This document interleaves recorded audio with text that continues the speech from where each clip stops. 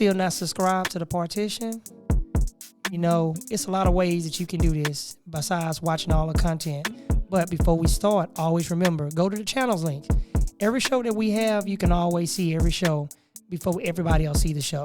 But besides that, always remember, subscribe to the channel, hit that notification bell, put it on all. Until then, always remember, anything is possible. Thank you for choosing the partition. Now let's get into the show. Anything is possible. Peace.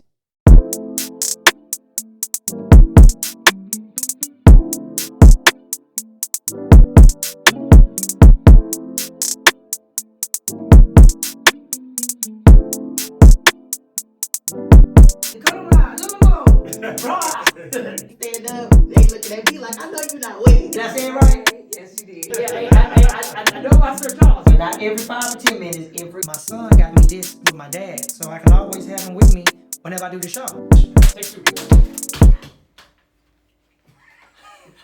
Hold on, wait. I don't want to laugh.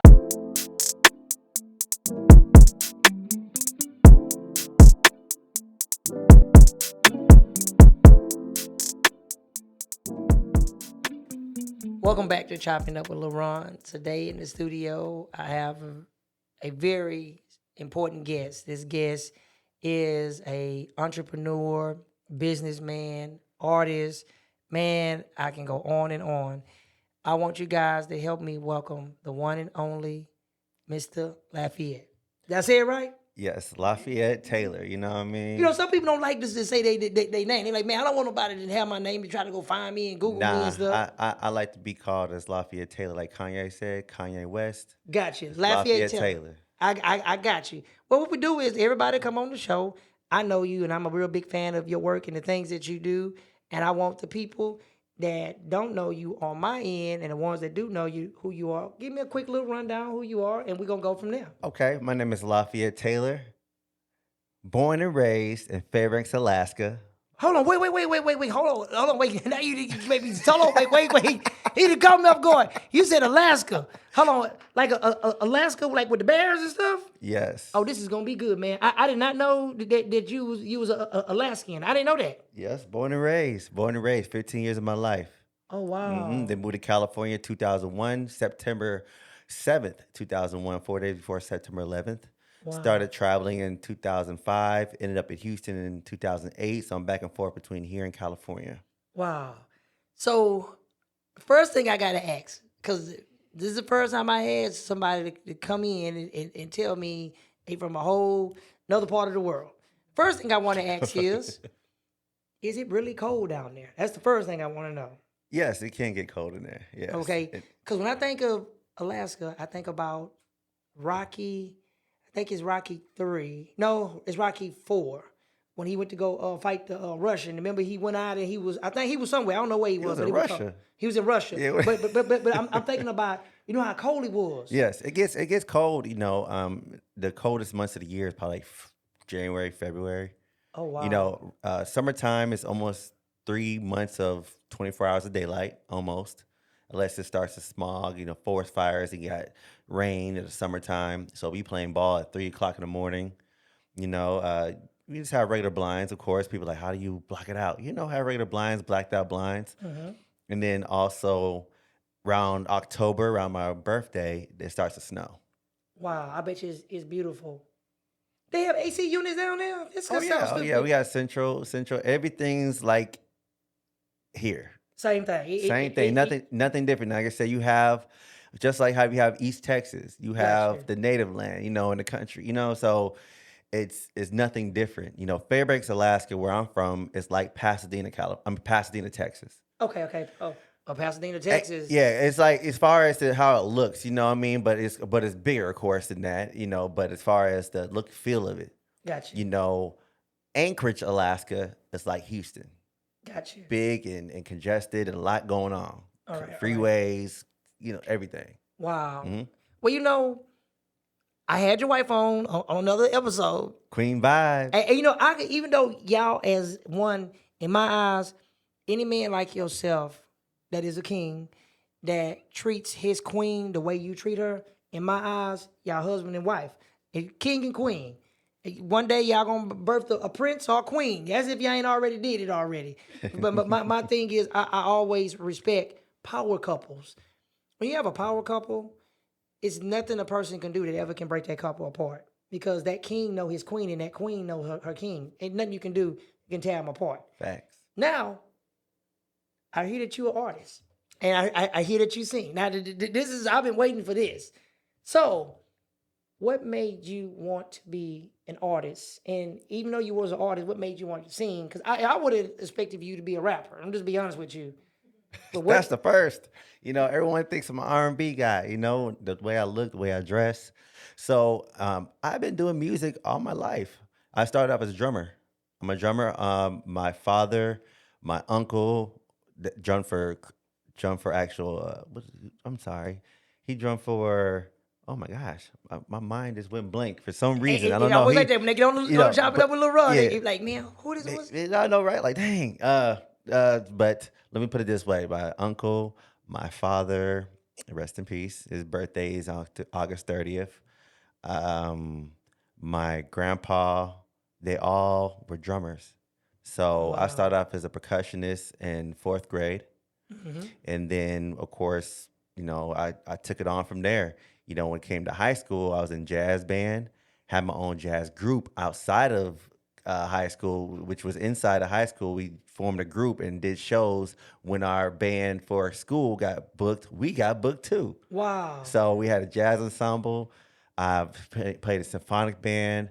I played a little piano, a little bit of bass. Taught myself how to play a little bit of saxophone, alto sax. Whoa. You said the sax. Hold on. Me and my crew, we always talk about this.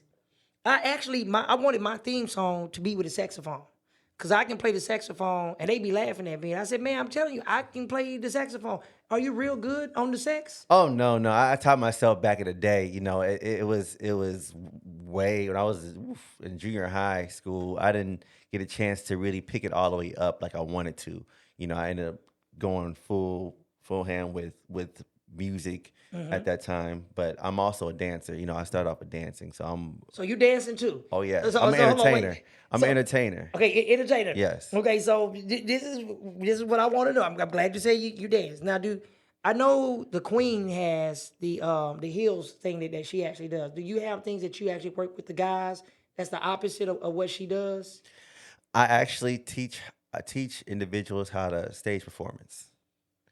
So That's stage good to performance. Because some people think, well, get the mic, go to one end and run. Man, you're gonna be out. You ain't no DMX. What? You're gonna be out of breath. What? I'm when I say I'm an entertainer, I'm an entertainer.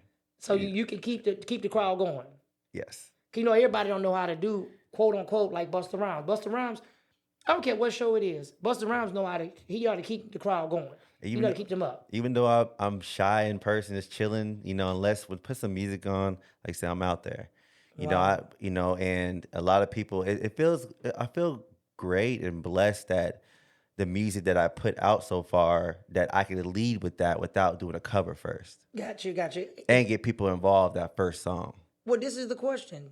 What was one of your first records that you say, hey, look, man, this is going to be a good hit. I know this is going to be the one that you liked. Because, you probably cut so much music and you're like, man, this wasn't the one. Now let me go to another one. I mean, for me, I love telling stories. Give me a blank canvas. Let me paint the picture of my life. That's how I treat life in general, and the song as well. A melody and a drum pattern. So I speak from my heart. And even when COVID was actually my best year of making music, I actually found myself, during that time, it was the worst time in the world. But for me, I was relieved. I didn't have to do certain things that I didn't want to do on a daily basis. I could go to my facility and record with all these individuals and myself. And one day I'm Lafayette Taylor. Next day I'm Lafayette Taylor. Next day I have an alter ego named Blim, cartoon character. Then one day it was just different vibes. You got a cartoon character? Mm-hmm. I got a cartoon character. Robert Ting, the Black Mosquito. I'm not lying. The movie gonna come, man. I have my own character. I want to be a superhero in the movie, and the Black Mosquito is what I'm gonna be. I didn't know you. So your cartoon character is called what again? Blim, BL''EM. We're gonna bring him in. He's gonna hold on. Is he a villain? Or is he a hero? I got to make sure I know this. Am I allowed to cuss on here? You said anything you want to say. Nah, Blim was actually created during COVID because at that time I was in a situationship that I was trying to do my best to fix, but at that time I noticed I was being disrespectful to that woman. And I don't like that, taking myself out of my character and disrespecting her, calling out her name or stuff like that. Cause I got to that point, where it was like, oh my God, I can't, so Blim became my scapegoat instead of my alter ego, so he don't give a So he like the Joker. he does whatever he want to do. He don't care about hurting your feelings. He don't keep it raw. I like keep it. it raw. And Blim is called, AKA, love him. Hey, I like him already. Look, I gotta have him. I'm not lying. He gonna be a villain, man. I'm not lying. I gotta make him a villain, man. We gotta bring that to life, man. Because we don't have too many colored comic book characters that we own. If you think about it, because you got other characters that Marvel own and DC own, but we don't own our characters. And if we do, we so quick to sell the character to somebody else. Hey, we're gonna take that character and sell it. And it shouldn't be that way. That's why I'm trying to develop my own network. So I can actually have, which I didn't talk to several people, and everybody seems to worry about money. Nobody seems to understand what I'm trying to tell them what I want to do. Like, hey, look, I'm gonna still give you the advertisement over here, but help me create this network. And we had this network. I am willing to snatch all of my content off of wherever it is, put it exclusively on that network. We can drop shows after shows after shows after shows. We can open the doors for so many people. You know how many people will pay money to watch your wife dance studio, her showing people how to dance? People will pay top dollar for that. And some people, they don't understand it. Like, oh, no, man, we can put that on there. Even if you turn back around and sold the app for $5 a month. Right. A person ain't people pay for what they want. Yes, they do. Even though you say, you tell somebody, hey, man, I'm doing this, come over here for free. You notice when you say it's free, barely people show up. They don't value when free. You say when you got to pay to get in, that's when you get the big old crowd. They see the value. Because they want to get it. I tell people don't like, if I had a pair of Jordan tennis shoes, the Jordan tennis shoes was like $99 at Walmart. Nobody will buy them. They'll sit in there. Even if it was your favorite, nobody will buy them. Take that same Jordan tennis shoe, say you selling it for $500 to $600, everybody and their mama want it. I had a lady told me that wasn't true. I said, okay, everybody back in the days, I'm 41. Everybody back in the days used to spend money on starter jackets, right? You can go on Walmart and buy a starter. Why nobody buy it? People don't think about that. Remember Champs? Remember Champion, the symbol? Remember back in the days, Champion used to be on all the college, all the basketball jerseys, all the football. Champion symbol is not there no more. It's in these low budget stores, and people don't mess with it. They recently, because they seen a celebrity wear, they bring it back, but it ain't nothing like the original ones. Right. People don't buy them. And you got Champion shoes, and they barely buy. When they see a pattern of the modern day hip hop / R&B people wearing it, now let's snatch it back out of the stores. Whatever it is value. Yeah, it's value. And they see the value in spending the money for it if they see a professional athlete wearing it, or they see the value in it if it costs so much. Oh, it's exclusive. They see the value in it when they want to come to a concert. Oh, they're about to get, okay, I'm gonna pay for these tickets to go there. A lot of people don't see the value in free unless you just. Yep. You already know. And that's like me, out of the floodgate, I made my book affordable for everybody. I actually just released my book, and in the first week of sales, I sold 5,000 copies of my book. That's what's a up. lot of people, it take them a long time just to get a few copies. 5,000 right out of the floodgate, and that's one of 4 books I'm gonna do.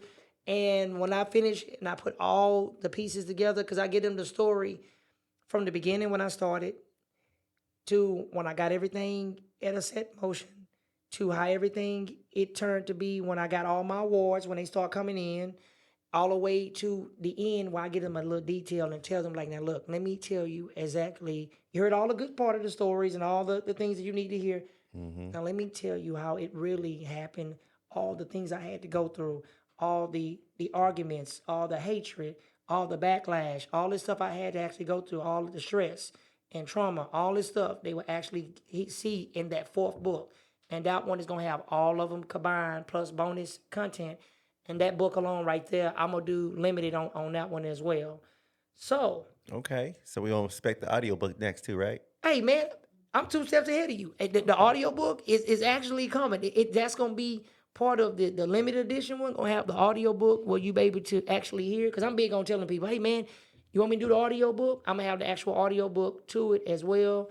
And the audio is gonna basically be a little bit more in detail and explain a little bit more stuff to them. And I have like several people that's talking to me about actually teaching a class on my book. So that's gonna make it even better too. Okay. Get a class taught on your book, man. That's like very special.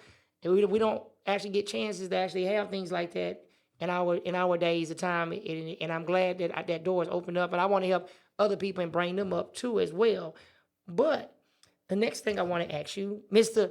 Singer, this is what I want to. What was your first album? Have you ever dropped an album yet? I've not dropped the album. I dropped singles. Okay. So you dropped. How many singles have you dropped? Whew, I dropped probably right now. I only have about 7 out. I have a lot that I had to drop this year, even the end of the year coming out, and next year's coming out. We know Michael Jackson. You said he had so many singles he dropped on Yes. Thriller. I'm big on singles. I'm big on singles, and then EPs. And people don't even know singles. It takes one hit to make the album go. And some people think, man, I can have all these hits. No, 50 Cent alone. Wayne Star already sold the album. In the Club made you think. When he started going back down and the rest of them, they start coming back to, man, Get Rich or Die Trying is probably one of my favorite 50 Cent albums. I don't care what nobody say about him.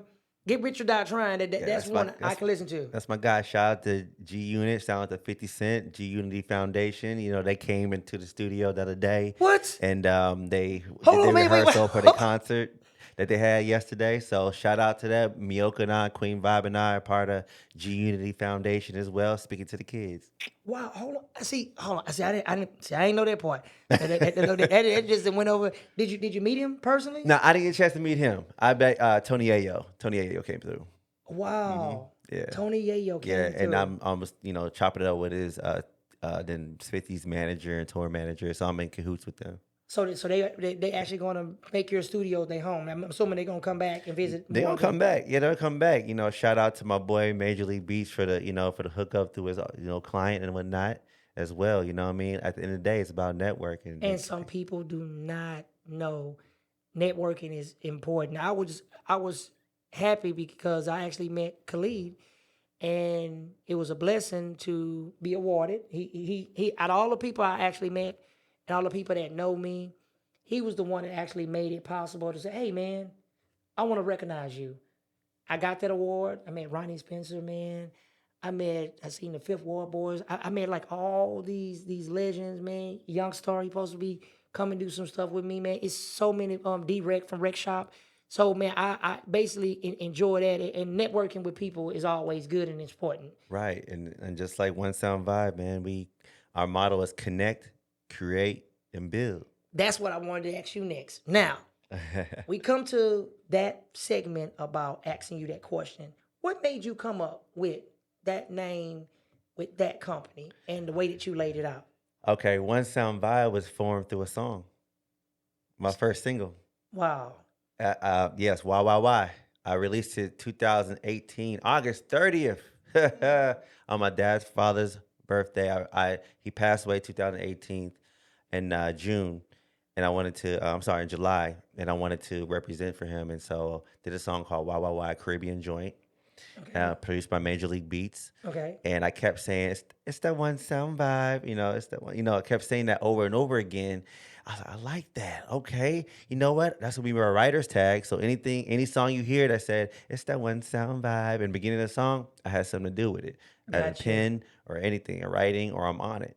Gotcha. So that became that, and became the next studio, then became the entertainment company, then became One Sound Vibe Connections.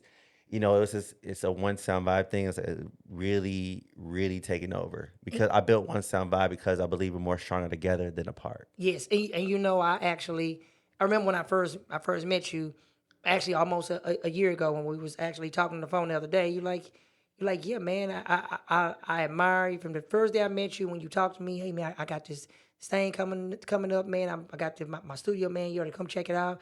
It took me a year before I came over there because as you can see, when you came back to the studio, a lot had actually changed. Right. And I'm glad I did go and I actually looked at some stuff.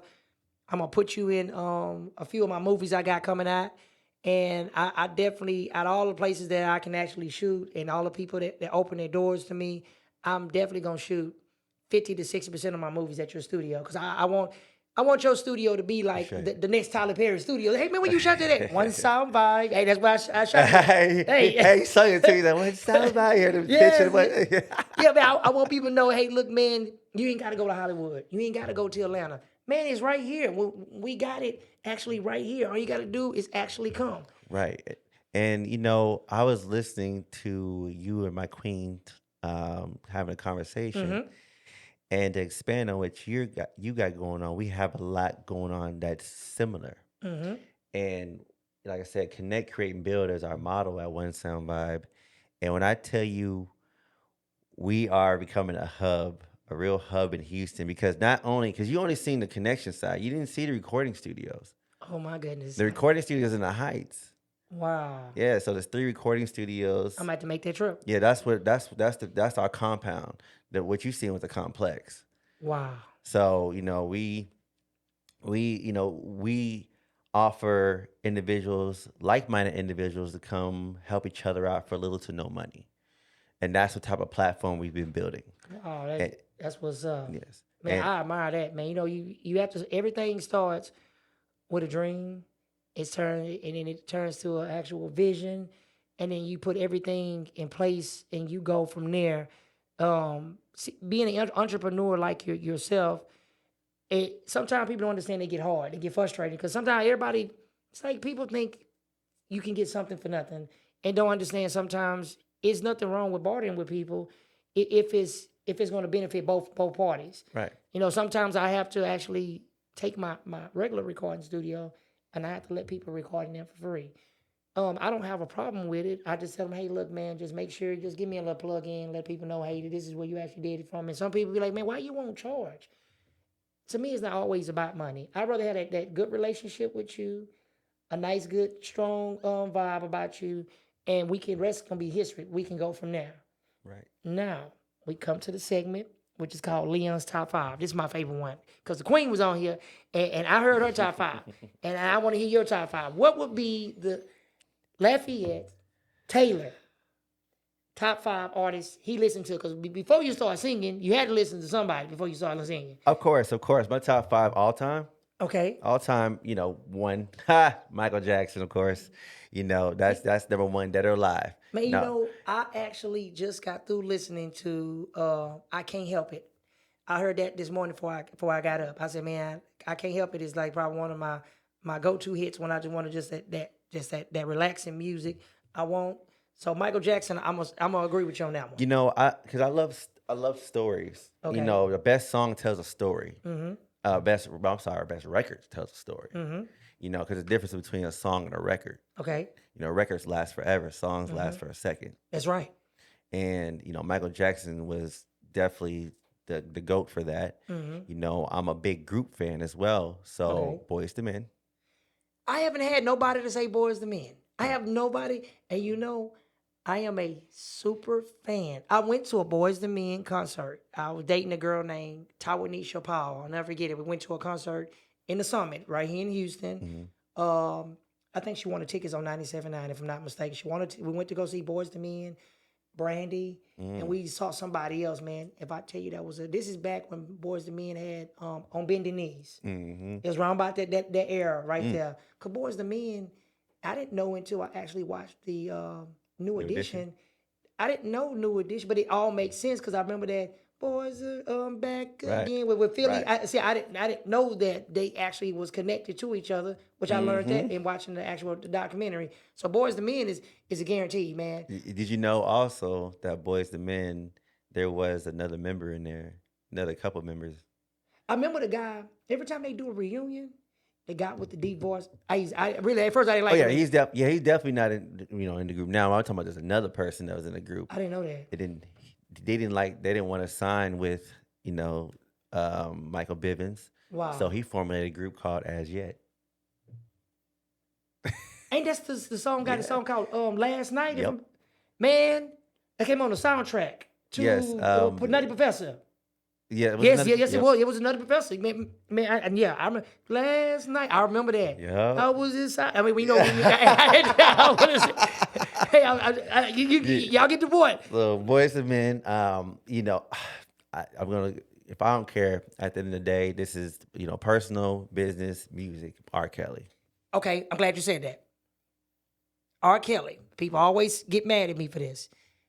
I don't condone what the man do in his personal life, and that's none of my business. I feel bad for any victim that actually got done like that. At the end of the day, Kelly, God, victims know the truth. But I can say this: R. Kelly is responsible for resurrecting Ron Isley. I don't care what nobody say. he made people look at Ron Isley as Mr. Big.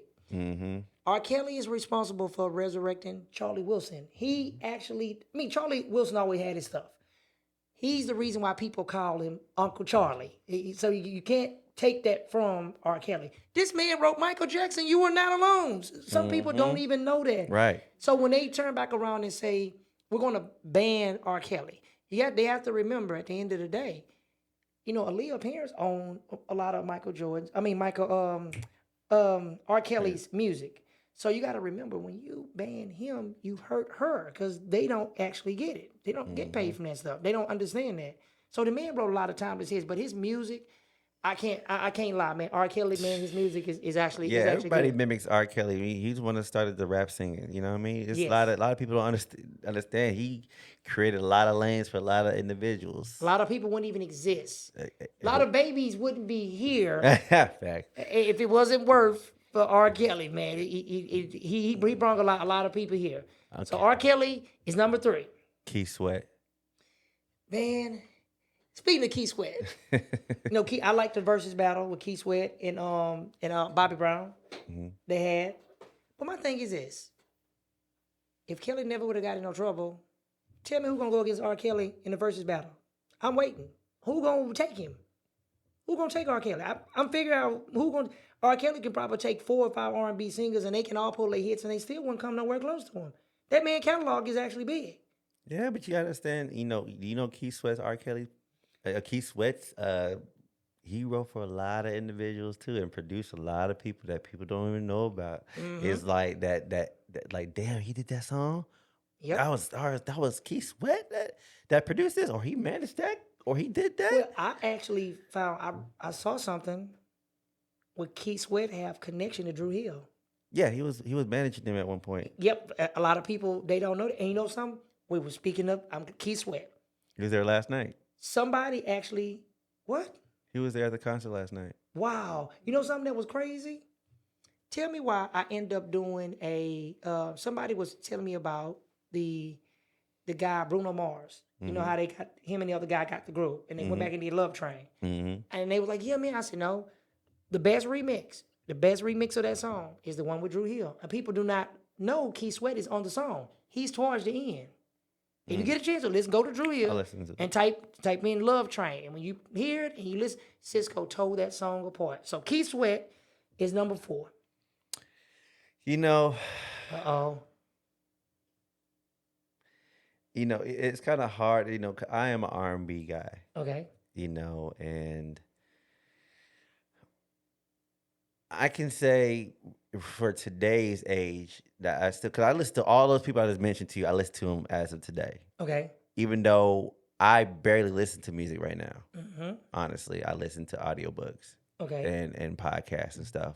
I train my mind every day. That's another story. Okay. But back to the music, I would have to say Bruno. I ain't gonna lie, he actually came a long way. And watching him grow and do what he actually do, dressing up as Elvis. A lot of people they don't know that, In Hawaii. and just to watch him elevate and go to take music to a whole nother level.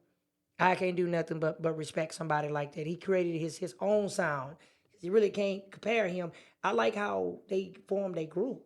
Right. And they give you that 70s vibe. They're not even worried about well, not they give you that 70s vibe. And the way that they deliver those songs is timeless, man. A lot of people don't know that. Right. Now, tell the people how they can find you on social media. Okay. So if Uh-oh. you could find me, if you want to find me, Lafayette Taylor, on social media, just Google me, baby.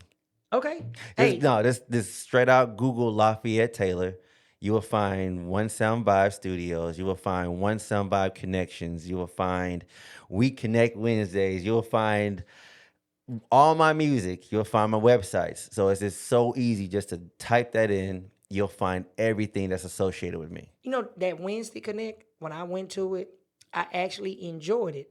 I liked it, just the vibe, man. You made me feel welcome when I walked in the door. Security guard guy come. Oh man, they good. Come on, man. Y'all good. Now you ain't got to. The VIP treatment I really like and I respect. And I told my guy, man, if we're gonna make it our duty to at least come out at least 2 to 3 times out of a month to support your event. We're gonna come there regardless if we filming or not. We're gonna come to your event just to pop up, to stay there for about an hour or 2 hours to be in there. Cause it was actually relaxing. I got a chance to meet a lot of people, see certain stuff, get some good ideas, and I'm like, man, this man got like the ultimate actual studio, man, and it would be nothing for me to say, hey, movie was shot in One Sound Vibe Studios. I would be more than happy to plug that in. Somebody else come along, hey man, that man has a studio over there. Yeah, he got a studio over there, man. So yeah, I definitely enjoyed you, and I promise you, I will bring you back in just as much as I'm gonna bring the Queen back. I didn't get a chance to tell the Queen I'm gonna bring her back. But I'm gonna bring both of y'all back because I definitely love what y'all actually do. Thank you. I'm actually I'm working on actually if I get with the right person and they willing to actually collab with me and I come up with my own app, man, just how I actually dominating YouTube and all the other platforms. I got something in mind that I want to do with the movie scenes. I'm gonna actually take this stuff to a whole nother level. So let's talk. Definitely, I have a lot of things in my back pocket right now, and to go with your app, we can, we have an online social media platform that we created as well. Wow. Man, so it's a lot. There's a lot you don't know that we haven't got a chance to talk about yet. So let's definitely chop it up, and let's definitely come back to this right here. Chop it up a little wrong. That's what I'm talking about. Until next time, always remember, anything is possible. Thank you for choosing Chopping It Up with Lil Ron. Till next time, we out. Peace. It's that One Sound Vibe.